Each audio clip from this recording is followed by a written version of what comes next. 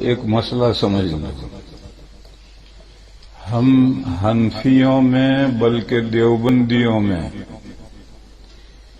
یہ طریقہ چلا ہوا ہے کہ لوگ پہلے صف میں کھڑے ہو جاتے ہیں، امام صاحب بھی مصلی پہ آ جاتے ہیں، پھر اقامہ شروع ہوتا ہے، یعنی تکبیر شروع ہوتی ہے۔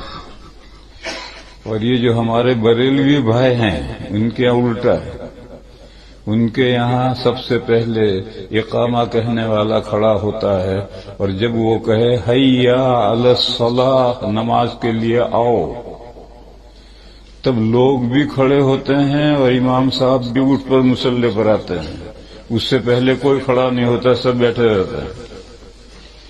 یہ جو بریلوی بھائیوں کا طریقہ یہ بھی غلط ہے، اور ہمارا طریقہ ہے یہ بھی غلط ہے، اس کو سمجھنا ہے۔ لفظ جب بدل جاتے ہیں تو حقیقت بدلتی ہے۔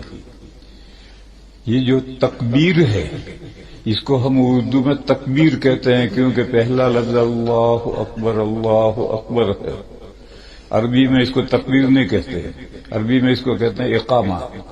یہ جو مولانا صاحب ہیں یہ جانتے ہیں کہ اقامہ کے معنی کھڑا کرنا، پر جب تک اقامہ شروع نہیں ہوا، کھڑا کرنا نہیں پایا گیا، تو لوگ کیوں کھڑے ہوتے ہیں؟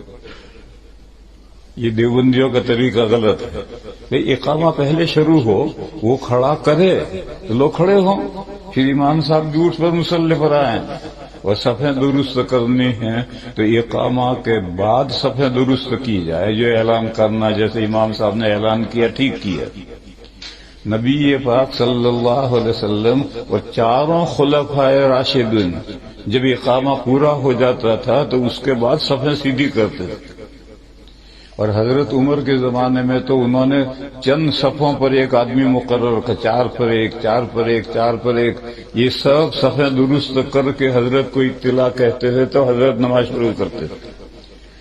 حضرت عثمان رضی اللہ تعالیٰ عنہ اور حضرت علی رضی اللہ تعالیٰ عنہ بھی اسی طریقے پر اقامہ کے بعد صفیں درست کرتے تھے، اور یہ سب روایتیں ترمذی شریف میں ہیں۔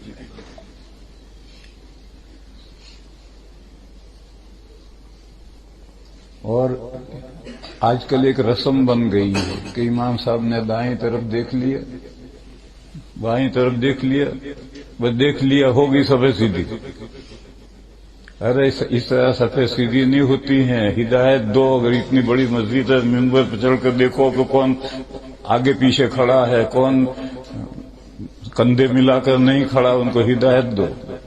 دارالعلوم دیوبند کے صدر مفتی حضرت مفتی سید مہدی حسن صاحب قدس سرہ، ایک چھتے کی مسجد کہلاتی ہے، دارالعلوم کے قریب میں ہے، اس میں معذوروں کے لیے اور جو لوگ پیچھے رہ گئے ہیں ان کے لیے جمعہ کی نماز ہوتی تھی۔ اصل جمعہ کی نماز جامع مسجد میں ہوتی تھی، تو حضرت مفتی صاحب خطبہ دیتے تھے ممبر پر، خطبہ دینے کے بعد وہیں کھڑے رہتے تھے، اور اقامہ کہنے والا اقامہ شروع کرتا تھا۔ اس نے اقامہ کر دیا، اس کے بعد حضرت وہیں کھڑے کھڑے، وہ لال ٹوپی والے ذرا آگے بڑھو، فلاں صاحب ذرا مل کر کھڑے رہو، ایسے پوری مسجد کی صفیں درست کر کے پھر نیچے اتر کر کے نماز شروع کرتے تھے۔ تو صفیں درست کرنے کا وقت اقامہ کے بعد ہے، اور کھڑے ہونے کا وقت بھی اقامہ کے بعد ہے۔ تو ہم جب اقامہ شروع نہیں ہوا، کھڑا کرنا نہیں پایا گیا، تو ہم کیوں کھڑے ہو گئے؟ معلوم ہے ہم بھی غلط ہیں۔ اور بریلوی کہتے ہیں کہ نہیں، حیا علی الصلاۃ پر کھڑے ہو۔ ارے بھئی اقامہ تو اللہ اکبر سے شروع ہوا، جب کھڑا کرنا پایا گیا تو کیوں کھڑے نہ ہو؟ تو وہ جو کہتے ہیں وہ بھی غلط ہے، اور ہم جو کرتے ہیں وہ بھی غلط ہے۔ صحیح کیا ہے؟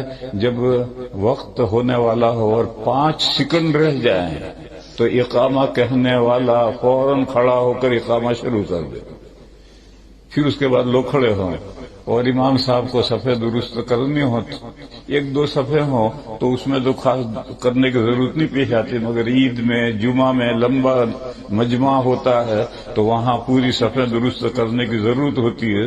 تو حضرت مفتی صاحب منبر پر ہی کھڑے رہتے تھے، اور اقامہ ختم ہونے کے بعد پوری مسجد کی صفیں درست کر کے پھر نیچے آ کر نماز شروع کرتے تھے۔